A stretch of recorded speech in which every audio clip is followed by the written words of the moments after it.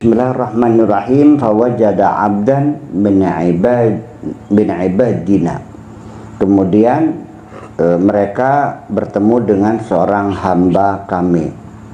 Atainahu rahmatan min indina wa ilman min ladunni wa 'allamnahu min ladunni ilma. Tidak disebutkan nabinya siapa ini. Nabi siapa ini? Nabi Khidir. Nabi Khidir dalam pikiran umat Islam saya nggak tahu seperti apa statusnya, tapi kayaknya menjadi satu kebanggaan. Termasuk saya juga setiap malam Sabtu, alhamdulillah, kalau di laut saya biasa hobinya mancing. Ada juga orang yang jahil tuh, mungkin Kang Sarip, buyakan itu mancing tuh hanya pura-pura saja. Sebenarnya lagi ngobrol sama Nabi Khidir. Ada saya dengar gitu. Artinya orang itu tentunya artinya menghormati saya, menyanjung saya, sehingga nilai Buya tuh orang hebat, sudah bisa ketemu dengan Nabi Khidir. Tapi sebaliknya saya sendiri menjadi bertanya, lamun iya, andaikan iya saya ketemu Nabi Khidir, andaikan ini mah, jujur nih, yang seneng siapa? Apa saya seneng ketemu Nabi Khidir, apa Nabi Khidir? Saya bertanya. Iya. Tapi yang jelas bagi saya, tidak ada artinya saya bertemu dengan Nabi Khidir itu.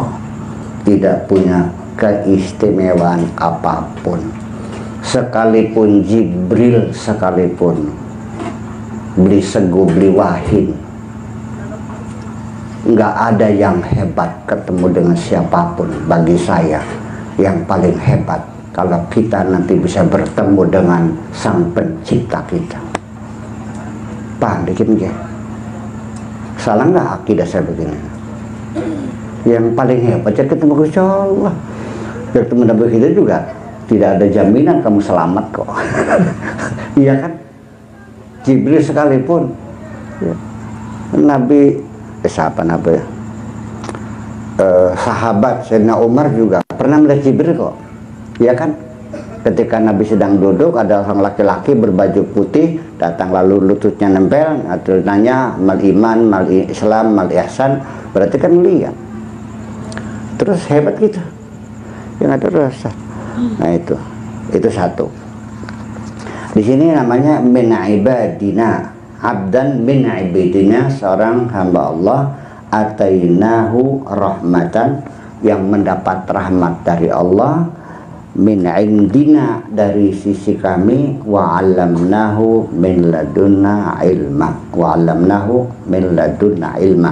Dari sini muncul isu namanya ilmu laduni. Sampai sekarang orang paham bahwa ilmu laduni itu ilmu ujub-ujub. Betul nggak kira gitu? Ilmu ujub-ujub. Artinya hari ini dia bodoh banget, besoknya pagi-pagi sudah menjadi seorang intelektual. Saya mau nanya, mungkin terjadi nggak?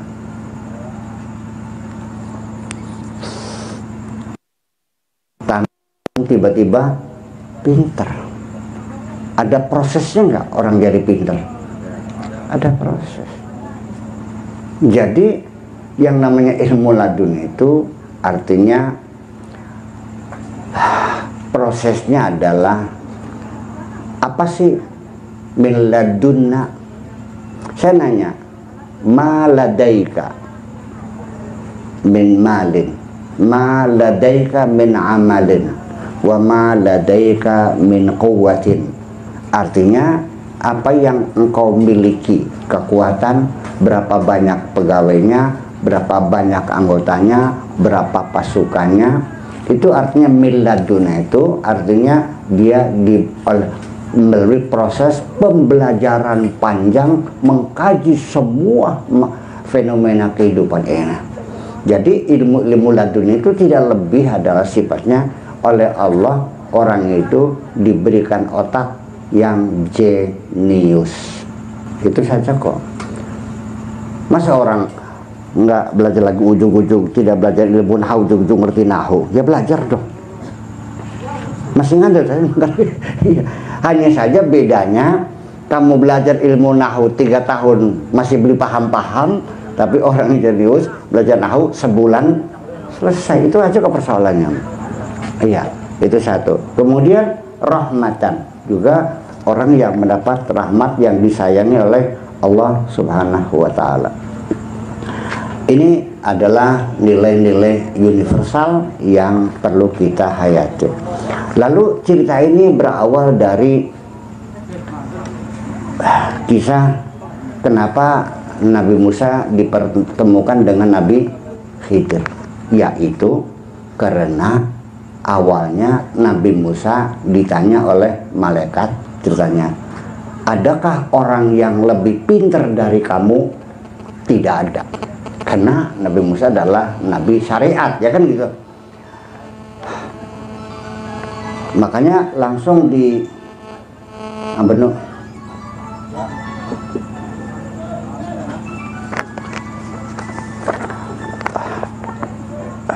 ditegur oleh Allah, ada orang yang lebih pintar dari kamu, silakan belajar dari dia. Ini satu pelajaran jawab bahwa kita jangan pernah sekalipun merasa sudah paling pintar. Sebab orang kalau sudah ngerasa paling pintar, yang muncul hanya kesombongan dan ilmunya nggak bakal nambah. Universal nggak nih? Universal. Bahwa orang sombong dengan keilmuan juga nggak benar. Dan kita harus selalu waspada dalam hidup, jangan sok ngerasa paling pintar dewek. Ini kan nilai moral yang yang universal. Dimanapun pasti orang setuju bahwa tidak boleh orang merasa dirinya paling pintar sendiri. Itu. Qala lahu Musa hal attabi'uka ala an tu'allimani mimma 'ullimta rusda.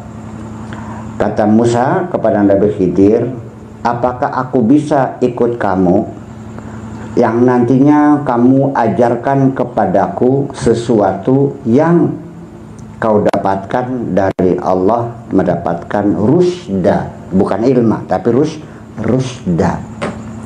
Ternyata Nabi Musa sendiri tidak mencari ilmu dari Nabi Khidir. Mimma ulimta rusda. Ar-rusdu itu artinya kedewasaan, kematangan berpikir. Dan rusd itu adalah bukan dari hasil bacaan semata-mata, tapi hasil dari pengalaman panjang. Iya, makanya kalau anak yatim itu bapaknya meninggal, hartanya kita pelihara, itu kalau sampai sinar rusdi itu baru diserahkan. Rusdi itu artinya anak yang sudah bisa mentasarufkan hartanya, mana yang baik, mana yang tidak baik, mana yang bermanfaat, mana yang tidak bermanfaat. Ini satu catatan. Jadi kita juga kalau berguru itu jangan niatnya cari ilmu, paham nggak? Cari orang yang betul-betul berpengalaman dan sebagai pelaku di bidang itu. Wes, paham bikin ya? Anda bisa belajar fikih, tetapi bukan orang ahli fikih, hanya sebagai ilmu. Jangan kayak saya belajar di Irak, bulan puasa ngaji tafsir, siang-siang ngaji tafsir sambil merokok. Mau belajar begitu? Enggak.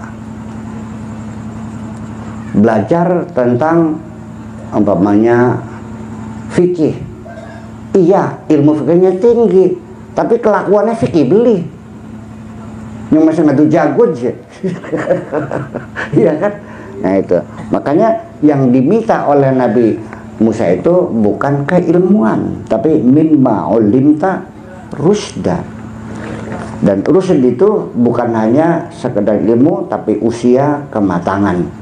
Nah, makanya faktor usia juga menentukan marhalatul rusd itu bukan keilmuan, tetapi juga kemapanan psikologis. Jadi menikah ini anak bocah pinter,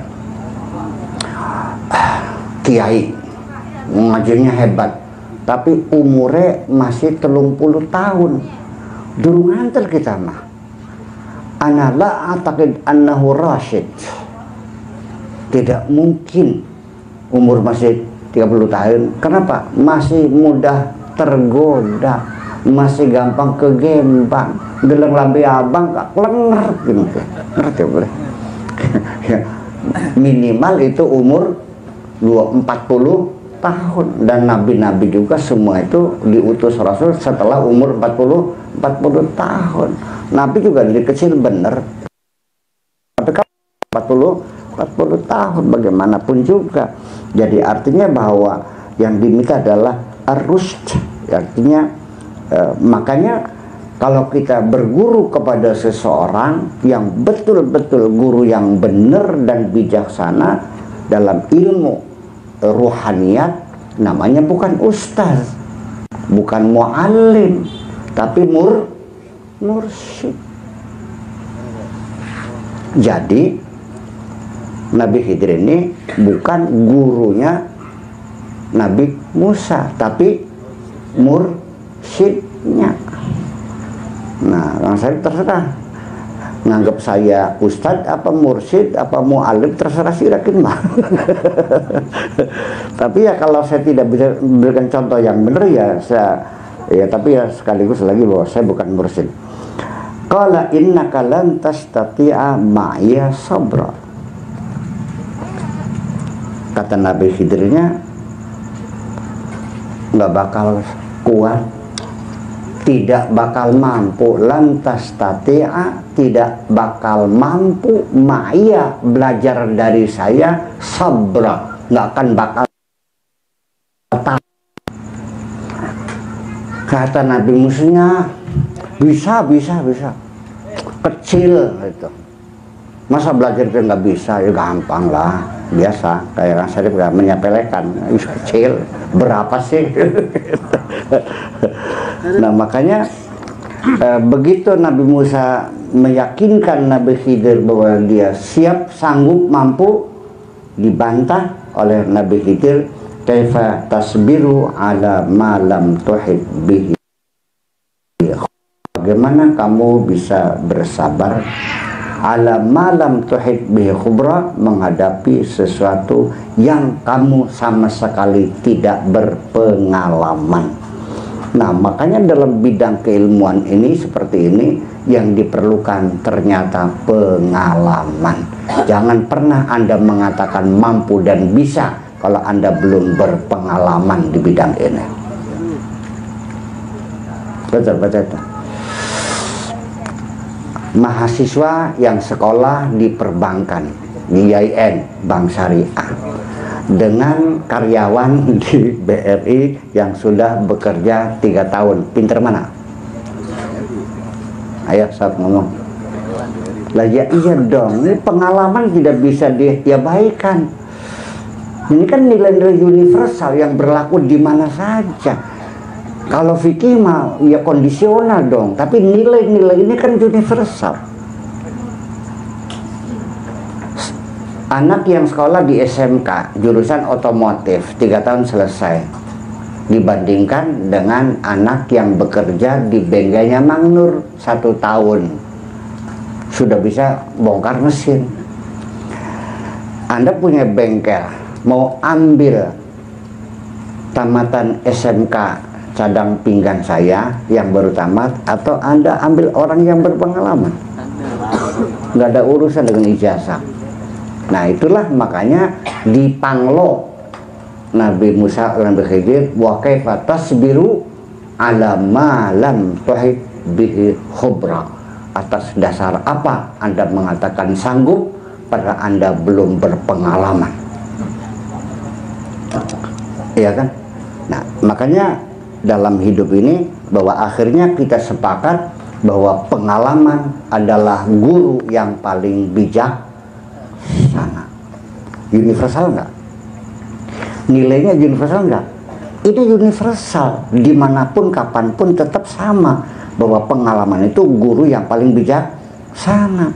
Adapun HP ini hukumnya haram tak halal, ya tergantung ada menggalinya. Internet haram tak halal, ya tergantung ada menggalinya. Ya kan begitu. Tetapi ketika informasi adalah merupakan kebutuhan yang sangat vital dalam kehidupan modern, universal enggak? Universal. Nah, itulah jadi persoalannya.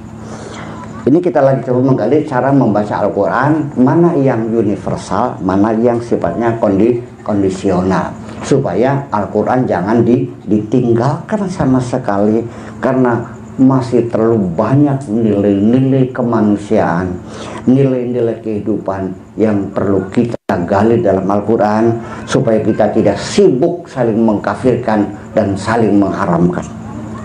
Ini lebih utama daripada itu semuanya. Dah, kita lanjutkan lagi.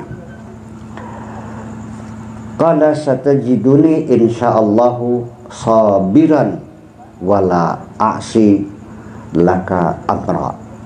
Tetap berkeras, qala satajiduni insyaallah sabir. Insyaallah engkau akan temukan aku sabar.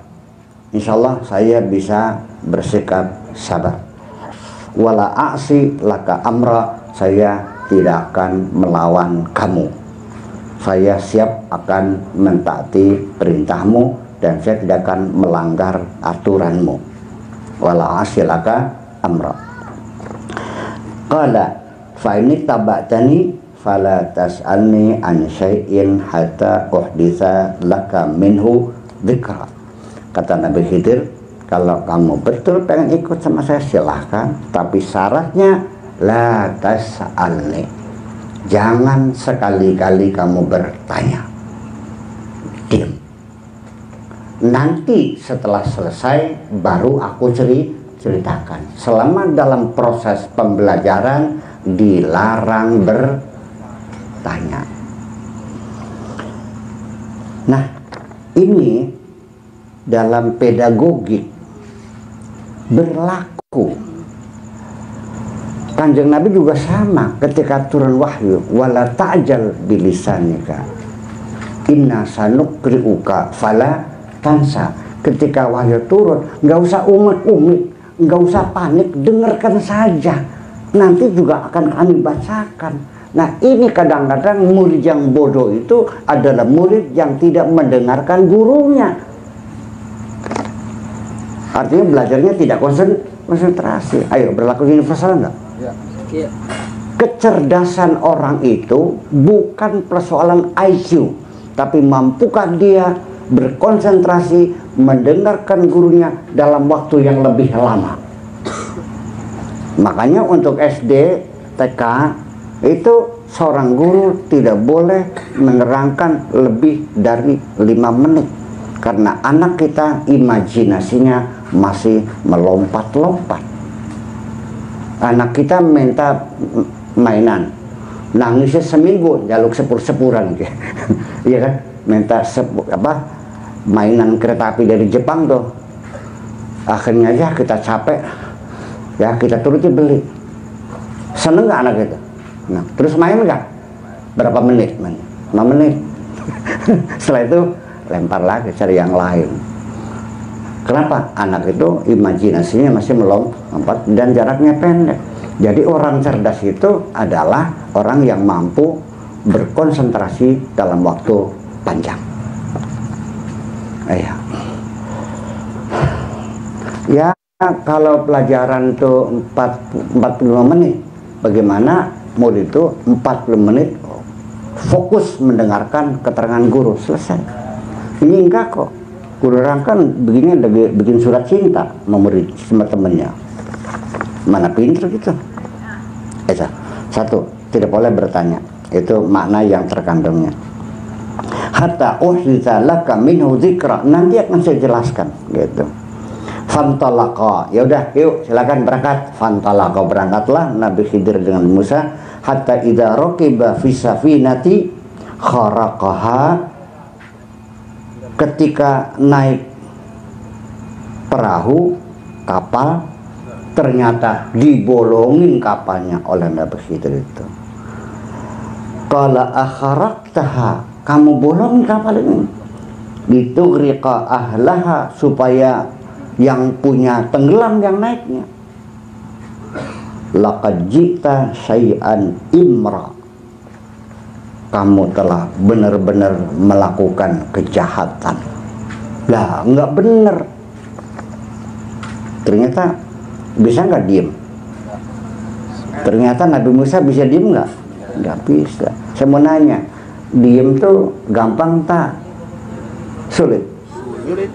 Ternyata karena selama ini kita dari kecil hanya belajar ngomong, tapi nggak pernah belajar diam.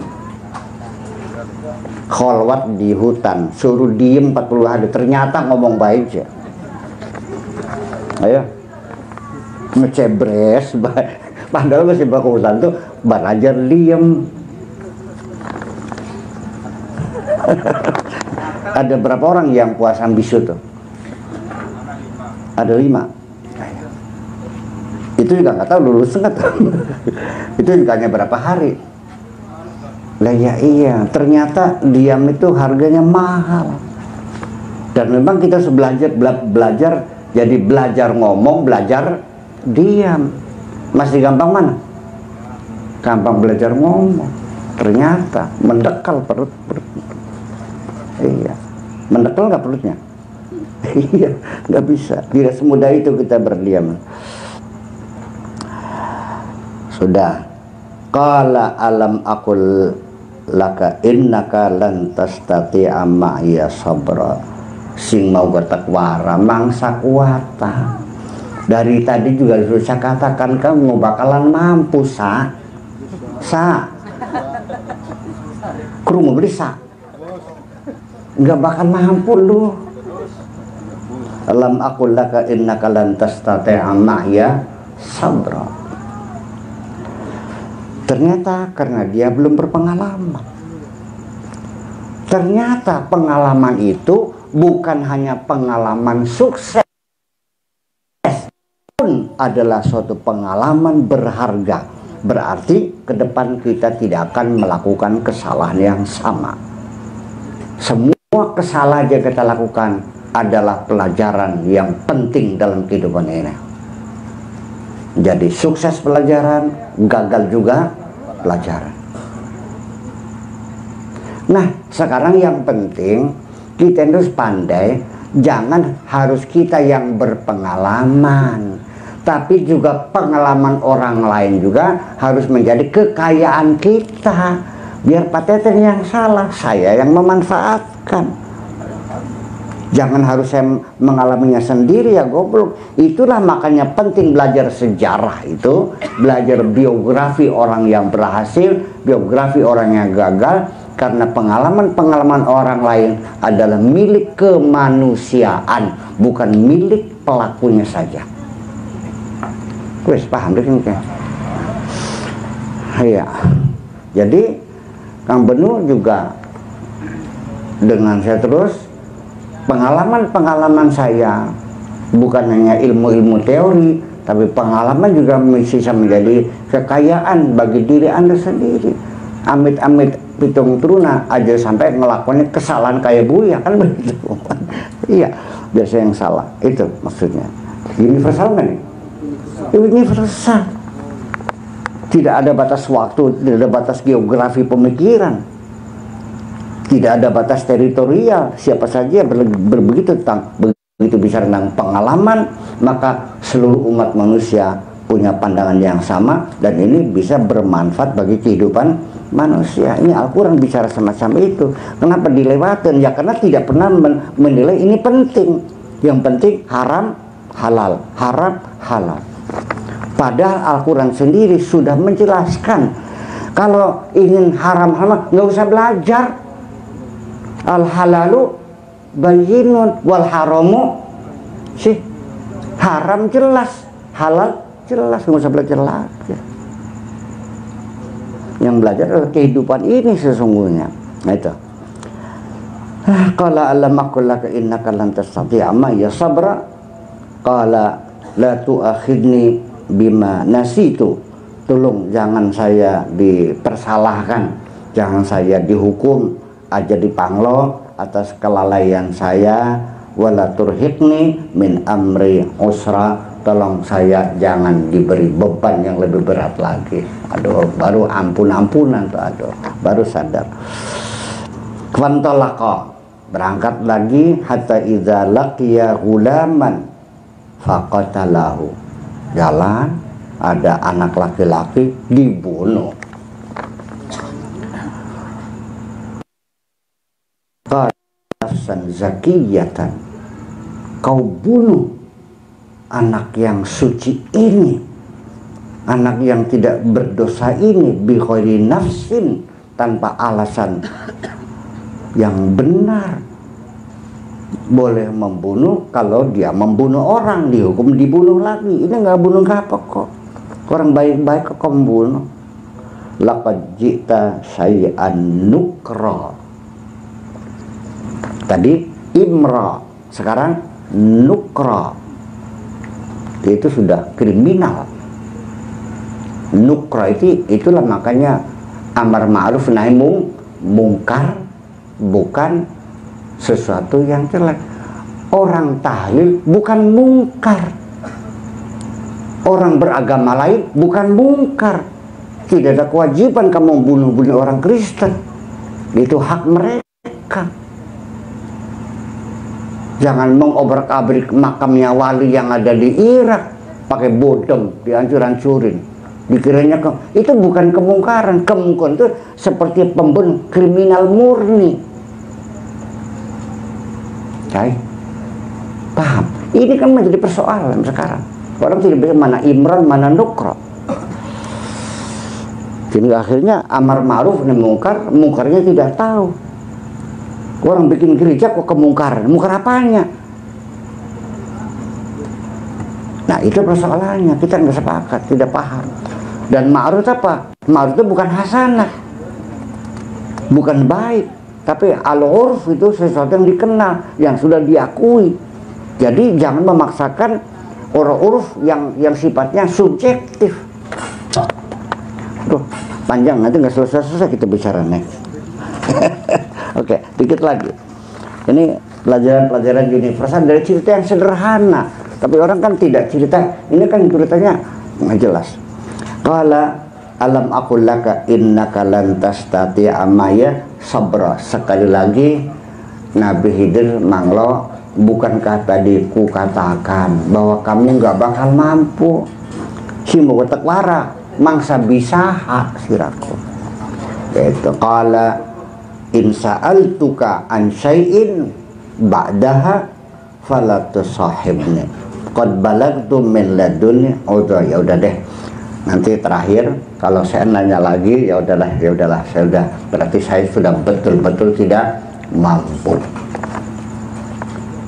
Orang yakin bahwa dia sudah tidak mampu itu minimal kegagalan 3 kali berturut-turut baru keputusan tidak mampu.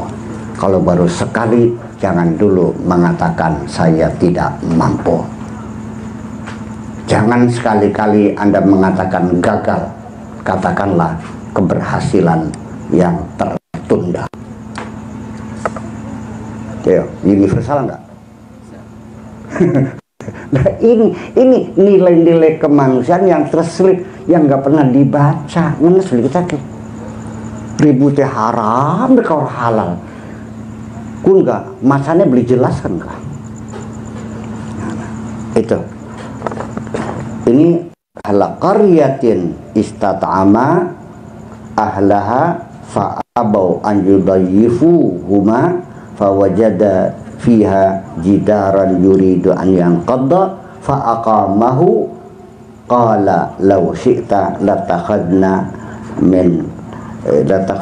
alaihi ajra. Oke, ini terakhir kali ya. Yuk, mangkat maning, berangkat lagi. ada tembok miring didandani. Ya kan begitu. Sebelum itu dia datang ke satu kampung, minta makan, bertamu, minta ya, tapi ditolak. Mereka tidak mau menolak.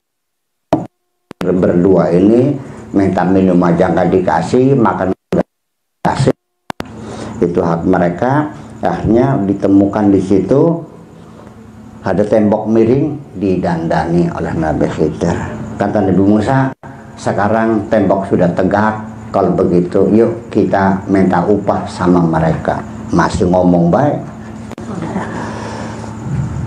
Ternyata latakhadna alaihi ajra qala hadza firaqun baini wa bainaka. Ya sudah, sampai di sini saja kita berpisah. Hadza firaqun baini hadza firaqun baini, nikah apa wa bainaka? Ini juga nggak diperhatikan. Hadza firaqun baini wa bainaka. Bainaka apa baini? Bainika. Di Al-Qur'annya bainika, diperhatikan nggak? Kalau bahasa Arab mana? Hadza firaqun baini wa bainaka. Bainahuma, bukan bainihima, bainahuma, baini wa bainaka, baini wa bainahu, bainahu wa bainahu wa bainaka. Ini baini wa bainika. Itu artinya bahwa perpisahan di sini sangat menyakitkan sekali, sehingga ada asa keterpaksaan, kasrah,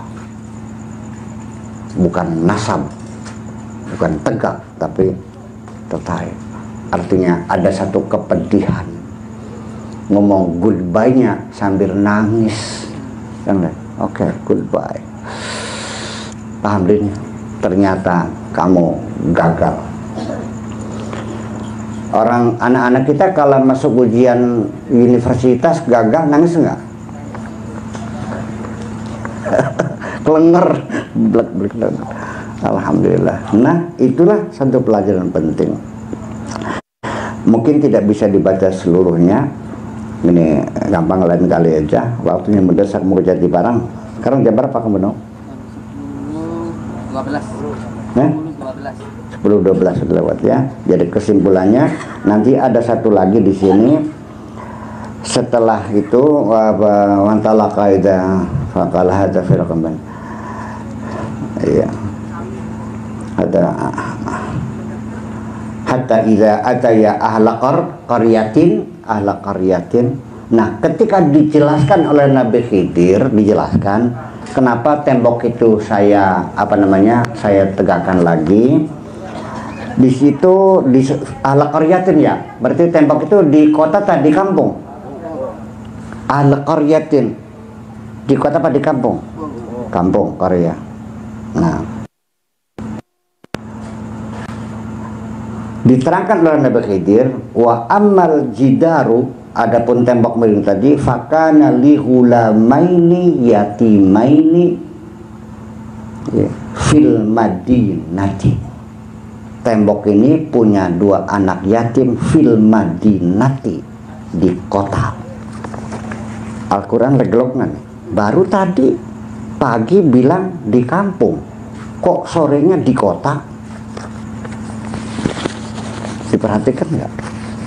Nah, itu hal-hal yang semacam ini yang sudah orang jarang memperhatikan. Desa tak ke kota kan ya? Serengseng ke kota atau desa?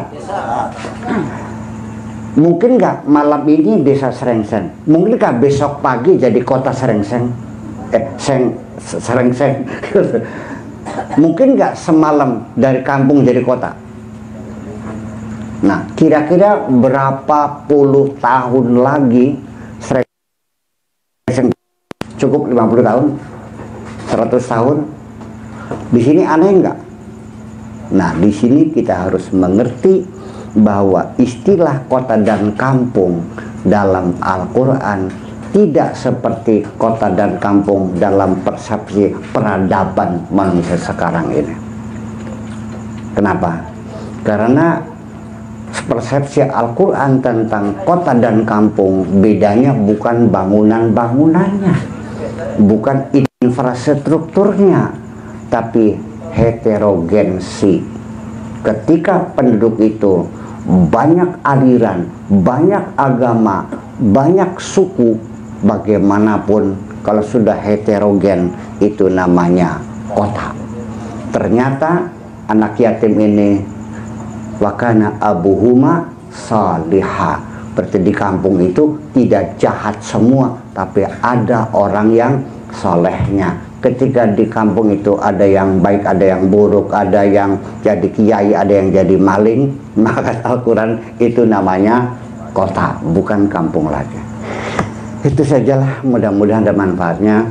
Nggak ada waktu lagi untuk menerangkan selebihnya, tapi yang penting itu sebagai satu contoh saja bahwa Al-Quran perlu digali nilai-nilai yang universal yang bisa membuat kita menjadi bahagia hidupnya. Betul begitu.